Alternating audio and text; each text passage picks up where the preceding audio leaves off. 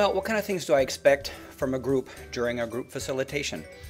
Really, it's an opportunity for this group, sometimes medium size, sometimes it's a larger size, to get your colleagues in class in the unit talking about the assigned readings or other texts that have been part of what builds up to that day.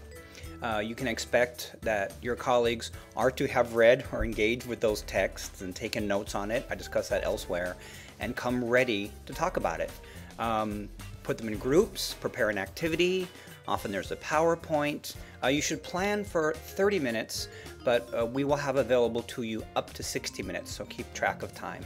It's really a chance for you to get your classmates talking and demonstrating to you and demonstrating to me as the lecturer and tutor and instructor, or to others who are involved in the unit or class that are leading it, to show that they've been engaging with the material and they have thought about it and how to apply it. So that's really the main purpose of the facilitation.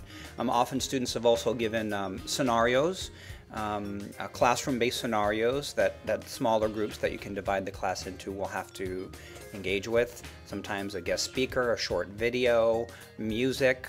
It's a very open kind of assignment, but you're to engage your classmates and keep track of who's sharing in some specificity. But have fun with it. As you go through the planning stages, if you have any questions, feel free to come and chat with me during office hours. I'd be glad to talk more about it. So that's the general gist of this particular assessment/assignment. Enjoy it. It happens once and you're done.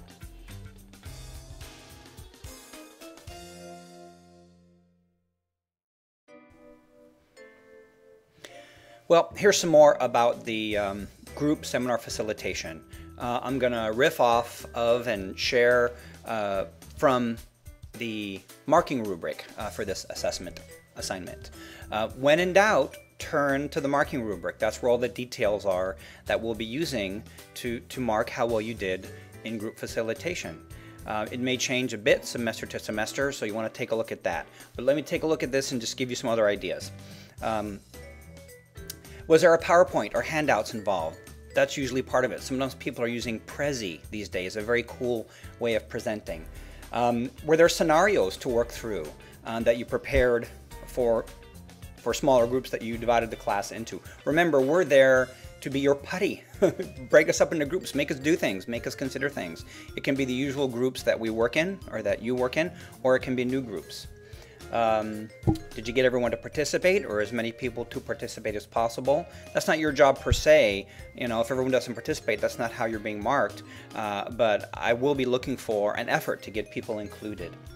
Let me see. Was it really clear that themes from that week's readings and texts drove the presentation? There's no time to stand up there and for every group member to lead a discussion on each reading or each text.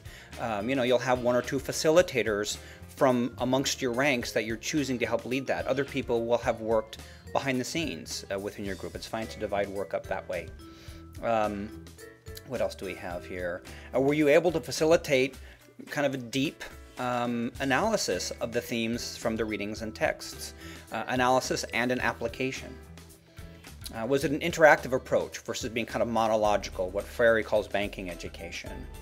Was it creative? Did you do your facilitation on the day that you were assigned to?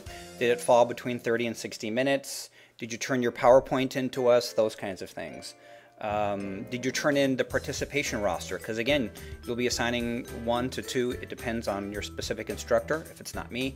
Assign people to keep track of who is participating and checking them off and the quality of their participation. So those are the kinds of things that we're looking for, and that's how you do the group facilitation. Again, and just to wrap up, it usually goes very well. It's one of the really hard assignments in this unit to mess up.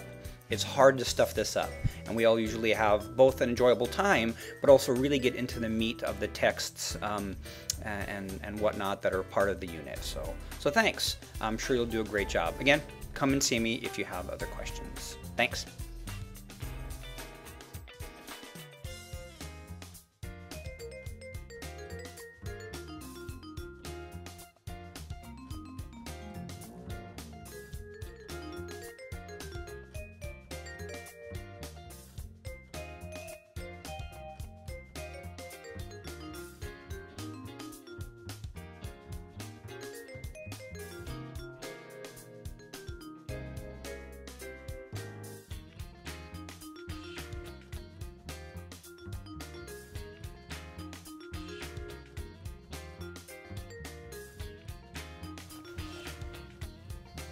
Here's the fun fine print stuff at the end.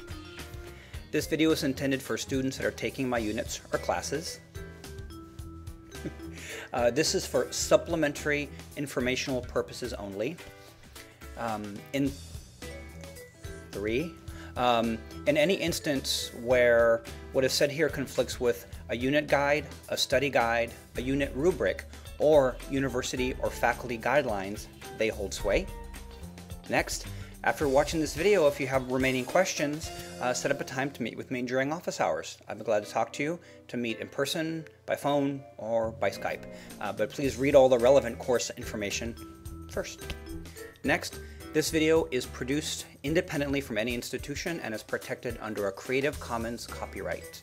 Watch it, use it, enjoy it, or ignore it. Just don't change it or sell it. Right, that's the end of the fine print. Thanks.